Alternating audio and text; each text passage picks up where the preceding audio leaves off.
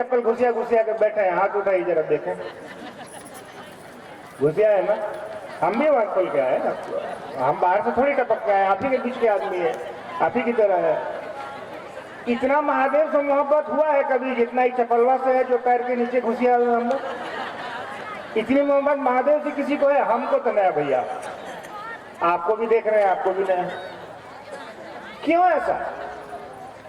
ये 40 रुपए की रिलैक्सो की चप्पल हमारे आपके मन पर इतना ज्यादा पकड़ लिया है कि बैठे हैं शिव चर्चा में, मोनू बाबू को याद आ रहा है कि मैं जुतवा तो चोरी नहीं हो गया, पिछले बार पटना गए तो दीदी 5000 में खरीद कर दी थी। ले सलाम, महादेव की चर्चा में बैठे हैं तो महादेव की बात, महादेव की चिंता होनी चाहिए ना, कि चपलवा की चिंता होनी चाहिए। भर्तृहरि कहते हैं श्लोक में, भोगा न भुगता वैमेव भुगता, यानी भोग को हमारा भोगते नहीं है, वही चीज वो हमको आपको भोगने लगता है। चप्पल में हमको आपको आप भोग रहा है जिसका कोई मोल नहीं है। यहाँ से रोड पे निकलिएगा, हो सकता है हवाई चप्पल फीता टूट जाएगा, यहीं बजरवा में दूसरा खरीदना पड़ेगा, वो चप्पलवा को वहीं फेंकना पड़ेगा। यहाँ हजारों लोग बैठे हैं, कम से कम 10,000, 12,000, 15,000 चप्पल तो होगा। आपको 15,000 चप्पल में से अपना चप्पल खोजने में कितना टाइम लगता है? अगर एक जगह कोई खोले होंगे कितना टाइम लगेगा? 10,000 चप्पल में से आपको अपनी चप्पल खोजने में 1 मिनट से ज्यादा नहीं लगेगा। 1 मिनट में आप खोज लीजिएगा। ओ बबीता गुरु पिलक्का वाला, हाँ मेरा दीजिए, इधर बढ़ाइए। 10,000 चप्पल में से एक चप्पल आप खोज लेते हैं। क्यों खोज ले रहे हैं आप? क्योंकि चप्पलवा से मोहब्बत है आपको। उतनी भी मोहब्बत महादेव से न कभी होगी और करने की कोशिश भी नहीं करनी है, होगी भी नहीं। थोड़ा सा तो किया जा सकता है। अब देखिए 10,000 चप्पलों में वो चप्पलवा तो नहीं बोल रहा है कि हाँ बबीता गुरुबान हम यहाँ बैठे हुए, हमको ले जाइए। चप्पलवा बोल रहा है? नहीं बोल रहा है। कौन उसके प्रति चिंतित है? आप उसके प्रति चिंतित हैं। क्यों? क्योंकि आपका मनवा कहता है कि ये मेरी चप्पल है। साहब ने कहा ठीक है, तो कहो तो जरा, ये मेरा महादेव है, हे शिव आप मेरे गुरु हैं, मेरे। उन्होंने कहा जब मेरा मेरा करने से चप्पलवा तुम्हारा हो जा रहा है, चप्पल के प्रति चिंता हो जा रही है, तो मेरा महादेव कहने से महादेव के प्रति चिंता तो होनी चाहिए कि नहीं होनी चाहिए? होगी, बिल्कुल होगी। तो कम से कम थोड़ा सा ही सही अपने महादेव को याद करिए, अपने गुरु शिव को याद करिए, मन ही मन कहिए कि सरकार आप मेरे गुरु हैं, मैं आपका शिष्य हूँ, शिष्या हूँ, मुझ पर दया नहीं करिएगा। तो अपने शिव को याद करिएगा तो धीरे धीरे वो शिव आपके हो जाएंगे। उन्होंने कहा नमः शिवाय से प्रणाम कर लीजिए, चलते फिरते उठते बैठते जब आपको मन करे तब प्रणाम करिए। वो मंदिर वाला प्रणाम थोड़ी करना है कि मुड़ी नीचे टांग ऊपर, साष्टांग और दंडवत।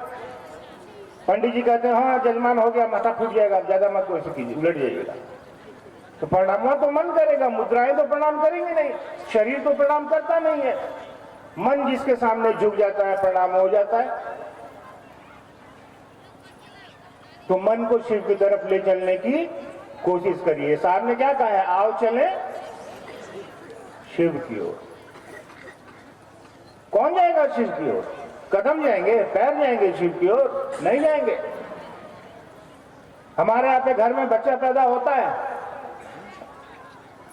बड़ा होता है, उसको चलना सिखाना पड़ता है। वो चल के शिव की तरफ नहीं जाएगा, उसका मनवा शिव की तरफ चलेगा।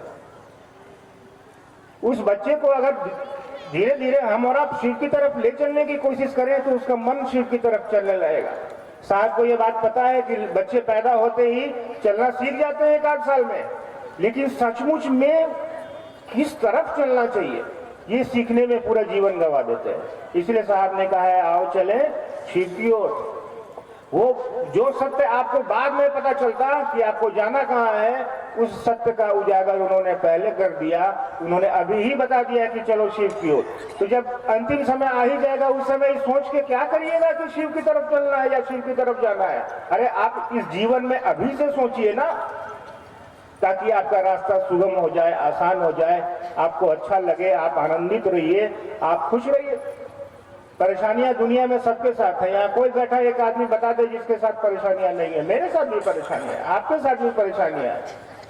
यहाँ आप बैठे हैं खुली धूप में, ये धूप भी आपको परेशान कर रही है। महादेव से कहा कि धूप हटा देते हैं, ठंड आ जाएगी, वो भी आप परेशान हो जाइएगा। तो परेशानियां तो जीवन का अंग है, ये प्रकृति है, ये शिव की प्रकृति है। अपने आप को शिव के साथ रखिए तो उसके मौसम भी अच्छे लगेंगे, उसकी गर्मी भी अच्छी लगेगी, उसकी धूप और सर्दी भी अच्छी लगेगी। धूप भी आवश्यक है। तो तीनों कामों को करते हुए अपने गुरु शिव को प्रणाम करिए, अपने गुरु शिव से दया मांगिए, उनकी चर्चा करिए। लोग कहते हैं कि समय नहीं मिलता है, या बहुत लोग को झिझक आती है, शर्म आती है चर्चा करने में। प्रयास करिए, थोड़ा थोड़ा टेबल टॉक करिए। कोई आपको फोन करे, वही फोन में किसी चर्चा का ही नहीं करते, करिए। बहुत लोग कहते हैं फुर्सत ही नहीं मिलता है भैया। एक बार मैं हवाई जहाज से रांची से दिल्ली जा रहा था, शायद कार्यक्रम ही था, जल्दी पहुंचना था। तो बगल में मेरे एक बुजुर्ग बैठे हुए थे, अंकल जी, बहुत सारी अंगूठी पहने हुए थे 10 उंगलियों में। तो हम सोचे कि बैठे बैठे क्या करें, 2 घंटा लगेगा, 2 महादेव का बात कर लेते हैं इनसे। तो उनको पूछे कि अंकल, महादेव को गुरु मान सकते हैं क्या? हवाई जहाज में बड़का बड़का आदमी लोग चलता है, ऐसा छोटा छोटा बात करिएगा तो बहुत कस के घूरेगा आपको, कि आपको लगेगा कि हम कितना छोटा आदमी है जो महादेव का बात कर रहे हैं। तो बगल वाले अंकल जी हमको बोले, सुटने दीजिए। वो आंख फिर बंद करके सुट गए। फिर हम एक बार टोके कि अंकल जी, महादेव को गुरु मान ना लीजिए, महादेव को गुरु मान के 3 सूत्र करिए, इससे क्या होता है एक बार देखिए ना, लाखों लोग मान रहा है अब तो अंकल जी हम पर भड़क गए, बोला अरे तमाशा करते हैं, बोल रहे हैं शांत रहने के लिए, चुपचाप बैठने के लिए, क्या डिस्टर्ब कर रहे हैं आप हमको। तो हम छोड़ दिए। हम बोले, जब एक बार बोले, दूसरा बार में हम ही डांट खा गए तो छोड़ दिया। हम भी चुपचाप कान में हेडफोन लगा के गाना सुनने लगे। कुछ दूर जाते जाते हवाई जहाज जो है ना, थोड़ा मौसम खराब होने की वजह से खड़खड़ करने लगा, थोड़ा हिलने उलने लगा। तो हम तो कान में हेडफोन लगा के महादेव महादेव कर रहे थे। बगल वाले अंकल जी का नींद खुल गया। वो हम कह रहे, हाँ क्या बोल रहे थे उस समय भाई, जल्दी से बोलिए। हम लोग कहा है कुछ नहीं बोल रहे थे, तो अपना काम करिए। यानी वो डर गया। अब डर के ये डर से व्यक्ति शिव के नजदीक जाना चाह रहा है। क्यों? कि हवाई जहाज कहीं गिर न जाए, हम कहीं मर न जाए। अरे उसको आपको पहले समझा रहे थे तो आप समझे नहीं। अब आप कह रहे हैं कि हाँ बताइए तो कैसे 3 सूत्र होगा, कैसे क्या करना है, जल्दी थोड़ा बताइए। तो डर के क्यों शिव के पास जाना? आपको तो ऐसे भी शिव के पास जाना है भैया। ऑपरेशन तो सबका होना है। शरीर में व्याधि है, शरीर में दिक्कत है, तो डॉक्टर तो ऑपरेशन करेगा ही करेगा। लेकिन एक आदमी का ऑपरेशन होगा बिना बेहोशी का सुइया दे ले, एक ऑपरेशन होगा बेहोश करके, आपको पता नहीं चलेगा। ऑपरेशन भी होगा, मजे में रहिएगा, आपको दर्द का एहसास भी नहीं होगा। तो मरना तो सबको है भाई। जो शिव का शिष्य है वो भी मरेगा, जो नहीं है वो भी मरेगा। लेकिन आप थोड़ा आनंद में रहिएगा। साहब कहते थे ना, फिकर नॉट मिजाज, जो होगा महादेव देख लेंगे। तो जब सारा कुछ उसी के नियंत्रण में है तो हमको और आपको प्रयास क्या करना है? महादेव महादेव करिए, अपने दैनिक कार्यों को संपादित करने की कोशिश करिए और महादेव को अपने दिल में बसाइए। इतने सीधे और सरल सूत्र तो दुनिया में किसी व्यक्ति ने दिए ही नहीं। उन्होंने तो हमारे आपके जीवन को ही बदल के रख दिया।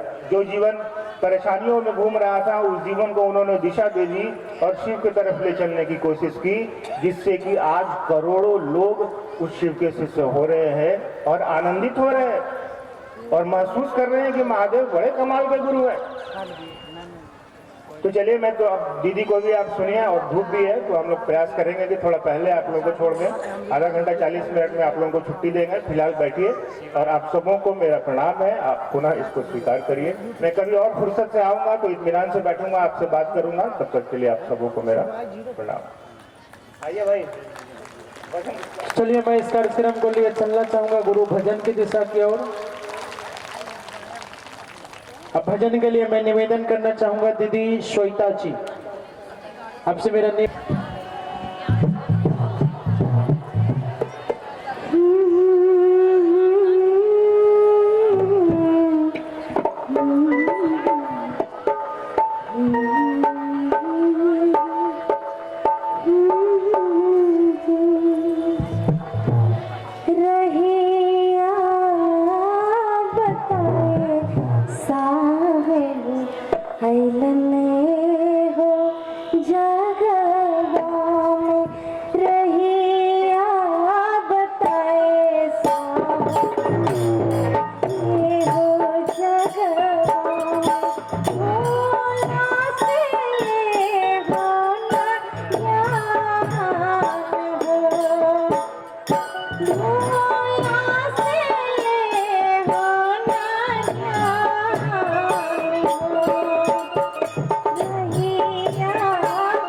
बताए साहब मिलन रे हो जगवा में नहीं ना बताए साहब मिलन रे हो जगवा में भोला से ले हो ना जान हो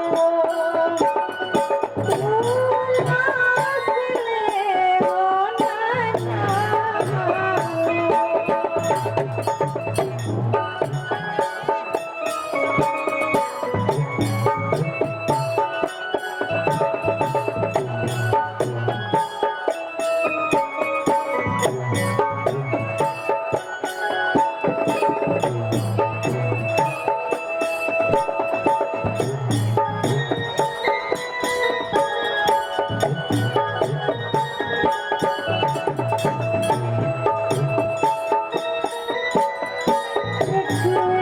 अपन कहना सब से गना इकरा के अपन कहना सब से गना इके साहब दे दे मोर गुमान